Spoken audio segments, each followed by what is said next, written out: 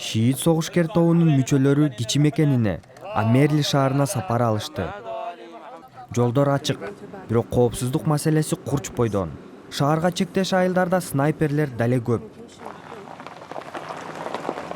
Шииттер басымдуулук кылган кичинекей Амерли шаарынын тургундары Ислам мамлекети тобунун согушкерлери менен 2 айдан ашык салгылашты.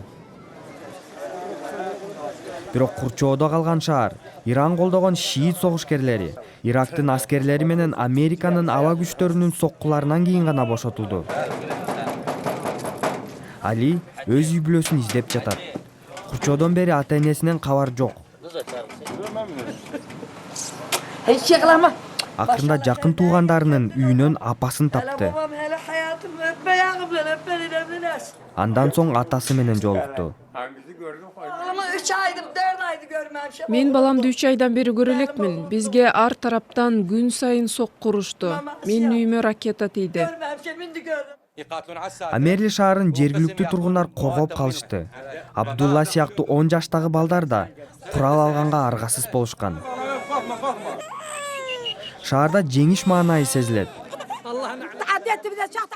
Толкунданган байбичилер да курал кармап, ислам мамлекетине каршылыгын билдирүүдө. Амерлидеги кармаш Ирактагы эң чоң жеңиш болуп калды. Бирок бул кичинекей эле шаар. Ислам мамлекети тобу дале күчүндө.